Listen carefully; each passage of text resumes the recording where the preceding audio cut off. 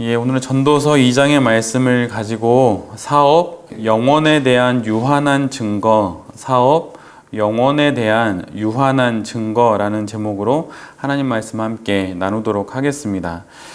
저희는 계속 전도서를 또 시가서를 순서에 따라서 보고 있는데요. 지난 1장에서는 전도자가 지혜에 관련된 이야기를 우리에게 해 주었습니다. 그래서 전도자는 1장에서 지혜의 추구를 통해서 행복해질 수 있다는 시도가 무의로 돌아가는 모습을 우리에게 보여줍니다. 그래서 이제 그는 우리의 발걸음을 지혜 너머로 안내합니다. 지혜의 울타리를 뛰어넘어 이제 불타는 밤을 누려보기로 결정하죠. 선능역에서 가끔 일하다가 저녁에 한 9시쯤 저녁을 안 먹고 일하다가 이제 집에 가는 게 너무 배가 고파서 이 뒤쪽에 있는 분식집에 가서 뭐 떡볶이나 이런 거 먹고 집에 갈 때가 있거든요. 근데 그 분식집을 가려고 길을 걷다 보면 이 뒤 거리가 이 앞하고는 전혀 다른 분위기라는 것을 밤이 되니까 알게 있더라고요. 전혀 다른 분위기가 됩니다. 근데 오늘 전도자가 그렇게 소위 불타는 밤을 누려보기로 결정합니다. 내 자신을 즐겁게 할 수 있는 방법들을 통해서 행복을 찾기로 하죠. 누릴 수 있는 희락을 누려보고 즐거운 시간을 가져봅니다.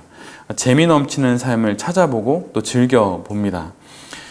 여기서 그치지 않고 또 동원할 수 있는 모든 지혜의 도움을 받아서 최선을 다해 행복을 찾을 수 있는 유용한 일들을 행합니다. 쾌락을 즐기는 것을 넘어서서 남들이 부러워할 만큼의 큰 건물도 지어보고 또 정원과 포도원을 만들어 거기에 보기도 좋고 또 먹음직스러운 과일들도 잔뜩 심었습니다. 또 내 몸을 편하게 할 남녀 종들을 사들이고 내 몸으로 자녀들도 많이 낳아 봅니다. 그리고 어느 누구보다도 많은 소떼와 양떼를 손에 쥐었고 온갖 진귀한 보물들을 가져봅니다. 그리고 가장 화려하게 유흥을 즐겼습니다. 가장 강렬한 즐거움을 얻고자 성적인 쾌락에까지 이르러 봅니다. 정말 화려하고 호화로운 희락의 추구를 그는 해보게 되는 것이죠. 다채롭고 눈부신 행복을 향한 여행을 떠납니다. 그 누구보다도 찬란한 쾌락과 희열의 시간들을 보냈습니다. 그 어떤 것도 금하지 않았고 내 자신에게 다 허락합니다. 행복할 수 있는 모든 충동에 내 자신을 허락했고 모든 욕망과 욕구를 그대로 누렸습니다. 이것은 내 인생을 위한 그리고 내 자신을 위한 보상이었고 또 최선의 선물이었습니다. 이 모든 것을 누린 그 다음 날, 모든 쾌락을 누린 그 다음 날 그는 그간의 일들을 하나씩 뒤돌아 봅니다. 꼼꼼히 하나도 빠짐없이 그렇게 하나씩. 그러나 결국 모든 것은 연기였고 손에 잡히지 않는 바람이었습니다. 허공을 가른 헛손질에 지나지 않았음을 그는 고백합니다. 아무런 의미도 없었다고, 이제 아무것도 남겨진 게 없다고 그는 고백합니다. 부풀어 오를 대로 부풀어 오른 풍선이 마침내 터져버리듯 그렇게 행복 추구의 길이 물거품이 되어 버렸습니다. 가끔 놀이동산에 가보면 아이들이 울고 있는 것을 볼 때가 있습니다. 빈손에 그 아이는 되게 서럽게 울고 있는 경우들이 종종 있어요. 그래서 그 아이의 시선을 따라서 하늘을 바라보면 어김없이 그곳엔 파란 하늘을 향해 떠나가는 풍선이 있습니다. 아이는 울고 또 부모는 와서 아이를 안고 달래주지요. 그리고 부모는 아이에게 다른 풍선을 사주겠다고 말하고 아이를 이렇게 달랩니다. 그러면 아이는 울음을 차차 그치게 되고 엄마와 또 아빠의 품에 안겨서 저만치 걸어가게 됩니다. 이렇게 날아간 풍선은 이렇게 다시 또 살 수 있을지 모르지만 우리 인생은 다시 살 수 없습니다. 전도자는 행복을 찾아 쾌락을 쫓았고 또 사업을 확장해 보고 보란듯이 성과를 거둔다 해도 이 모든 것이 내 욕망의 끝까지 채운다고 하여도 결국 마지막엔 이 모든 것은 하늘을 향해 날아가는 풍선과 같다고 말합니다. 바람을 잡으려 하는 것처럼 헛되고 무익하다고 말합니다. 오늘 본문 11절은 이런 말씀이 있습니다. 그 후에 내가 생각해 본즉 내 손으로 한 모든 일과 내가 수고한 모든 것이 다 헛되어 바람을 잡는 것이며 해 아래에서 무익한 것이로다. 모든 것이 그리고 모든 일들이 다 헛되고 무익하다 말합니다. 그 이유는 무엇일까요? 그것은 해 아래에서라는 단어에서 알 수 있듯이 해 너머를 생각하지 않는 수고, 즉 최종 목적지를 고려하지 않는 모든 일, 모든 노력, 모든 애씀은 결국 무의미하게 된다는 것입니다. 도화지의 크기를 고려하지 않고 그린 그림이 무의미하듯 말입니다.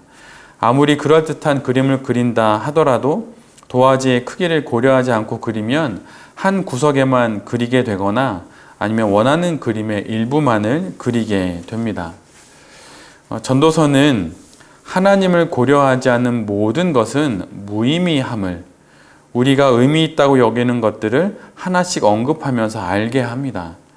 하나님을 고려하지 않고 하는 모든 것들은 무의미합니다. 과잉, 넘쳐남, 그리고 보충과 또 더함이 아닌 오히려 걷어내고 제함으로 우리로 봐야 할 것을 보게 합니다.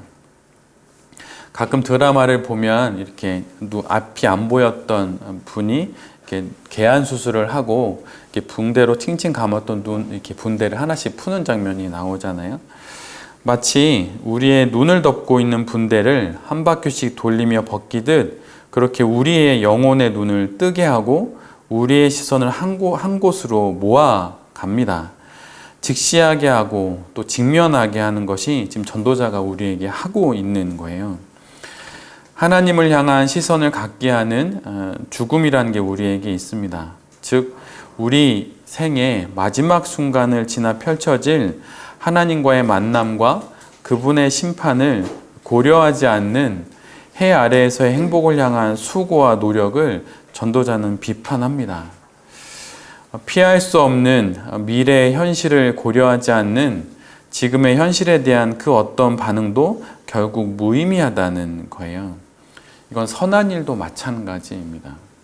내가 아무리 선한 일을 많이 해도 그것이 하나님을 고려하지 않고 하는 선한 일은 결국 무의미하게 될 수 있어요. 행복해지기 위해 죽음을 생각하지 않으려는 시대에 제대로 행복해지기 위해 죽음을 생각하라는 것이죠. 관점을 바꾸어서 지금을 보고 여기를 보라는 거예요.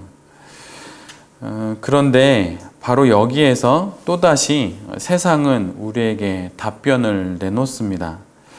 해 아래에서의 또 다른 답변이 등장하는데 그것은 바로 욜로라고 하는 거예요.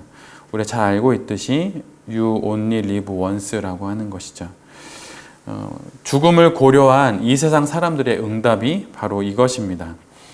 인생은 유한하다. 인생의 끝에 죽음이 있다. 우린 단 한 번만 산다. 그러므로 욜로의 삶을 살자는 것이죠. 이것은 죽음이라는 길을 확인한 후 보이는 다른 두 반응 중 하나입니다. 전도자와 욜로의 인생은 둘 다 죽음이라는 같은 사실을 봅니다. 그러나 그들은 같은 것을 확인하고 서로 다른 반응과 선택을 합니다. 전도자는 죽음을 하늘을 향한 열린 문으로 봅니다. 그러나 욜로는 막다른 골목으로 보지요. 즉 달리 말하면 이 세상이 전부이고 이 삶의 끝에 죽음이 있으니 이 유한함이 오직 유일한 것이라고 말합니다. 즉 이 삶 자체가 영원에 버금가는 유한이 된다는 거예요. 이것이 전부이고 이것이 끝이니 곧 이것이 영원이 됩니다. 이 생이 영원입니다. 왜냐하면 이것밖에 없기 때문이죠. 그러기에 욜로의 삶을 살자는 것입니다. 피할 수 없는 막다른 골목을 향한 인생이니 그것도 한 번이니 하고 싶은 것을 하며 살자는 것이죠. 죽음이라는 사실에 대한 다른 두 반응입니다. 그러나 그리스도인의 삶의 자세도 사실은 욜로와 좀 비슷한 게 있어요. 그러기에 모험도 할 수 있는 것이죠. 제가 자주 이야기하듯이 한 번, 그러기에 마지막 인생이니 말입니다. 그러나 그리스도인의 삶은 끝을 아는 욜로의 삶이에요. 막다른 골목이 아닌 천국을 향한 문으로 여기는 그 길을 걷는 욜로의 삶입니다. 전도자는 이 사실을 우리에게 끊임없이 이야기하고 있는 것이죠. 이 부분에 대해서 데이비드 깁슨이라고 하는 목사님이 이렇게 말씀을 하셨어요. 한번 잘 들어보세요. 어떤 사람이 먹고 마시고 즐기라고 말하는 이유는 그게 존재하는 전부이기 때문이다. 반면에 전도자가 먹고 마시고 즐기라고 말하는 이유는 그것이 거기에 존재하기 때문이다. 똑같이 내 앞에 있는 무엇인가를 먹고 마시고 즐깁니다. 근데 어떤 사람은 그것이 존재하는 전부이기 때문에 그것을 먹고 마시고 즐기지요. 반면에 또 다른 사람은 그것이 거기에 존재하는 것이기에 그것을 먹고 마시고 즐깁니다. 당연히 그리스도인들은 이 후자에 해당이 되는 것이죠. 전부이기 때문이 아니라 존재하기에, 즉 선물로 주셨기에 그것을 감사하며 누리는 것입니다. 하나님께서 우리에게 이 세상에 좋은 것들을 주셨고 그것이 선물로 주어졌기 때문입니다. 특히 우리나라에서의 일반적인 인식 중에 하나가 있어요. 저도 좀 불편한 건데요. 그것은 무엇이냐면 사회운동, 소위 사회개혁운동을 하는 사람들은 화려해서는 안 된다는 것들이에요. 그런 사람들 조금 남들보다 못 살아야 하고 남들처럼 명품이나 이런 것들이 없어야 한다는 것이죠. 고인이 된 어떤 정치인은 죽을 때까지 선글라스가 하나도 없었다고 합니다. 다른 이들의 시선을 조심하는 것이기도 하지만 제 마음속에는 한 인간으로서 마땅히 누려야 할 기쁨을 누리지 못하고 살았다는 것이 좀 안타깝게 느껴졌고 좀 마음이 무겁게 느껴졌습니다. 그런데 그리스도인들에게도 그런 시선이 있어요. 누리면 안 된다는 것이죠. 그런데 왜 누리면 안 됩니까? 한 번 사는 인생인데 하고 싶은 것, 누리고 싶은 것 좀 누리고 살면 안 되는 것인가요? 누려도 됩니다. 할 수 있으면, 그런 여력이 되면 하셔도 괜찮아요. 그런데 그러기 위해서는 반드시 한 가지가 있어야 해요. 그것은 무엇이냐면 그 모든 것이 하나님이 주신 선물임을 아는 거예요. 제가 주변에 믿음이 있으신 분들과 믿음이 없으신 분들과 이야기를 나누다 보면 한 가지 큰 특징이 있는데 그것은 무엇이냐면 믿음이 있으신 분들은 뭐든지 감사하대요. 뭐든지 감사하다는 이야기를 엄청 자주 합니다. 제가 아는 분의 어느 어머님은 시골에 계신 분이셨는데 나이가 많이 드셨는데 치매가 걸리셨어요. 근데 그 치매가 걸리신 그 노모를 찾아가면 항상 아들에게 하는 이야기가 있답니다. 감사합니다. 감사합니다. 뭘 드려도 감사합니다. 감사합니다. 근데 믿는 사람들은 항상 감사하대요. 그런데 제가 만났던 주변에 안 믿는 분들은 이런 이야기를 생각보다 많이 하진 않으시더라고요. 그런데 우리 역시 마찬가지입니다. 우리의 삶에 주어진 것들을 누려야 됩니다. 그러나 그것이 하나님이 주신 선물인 것을 알고 감사한 마음을 가져야 하는 것이죠.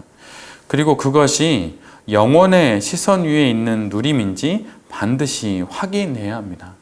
이 세상이 끝이고 나는 욜로고 한 번 사니까 누릴 수 있는 거 다 해보고 하고 싶은 거 다 하겠다. 이게 아니라 나의 이 누림이 영원이라고 하는 시선 안에 있는 유한 속에 하나님이 주신 선물이기 때문에 내가 누리겠다라고 하는 것은 전혀 다른 거예요. 그래서 누리지 못하기 때문에 안타까워하지도 않습니다. 내가 비싼 걸 입지 못하는 형편이 되면 그것도 하나님이 주신 선물이니 그것에 만족하며 살게 되는 것이죠. 전도자는 지금 우리가 하고 있는 수고와 열심, 또 노력과 애씀이 어디를 향하고 있냐고 계속 묻습니다. 우리의 손을 잡고 지혜의 들판을 지나 이제는 지혜의 울타리를 넘어서 쾌락의 강을 건너게 합니다.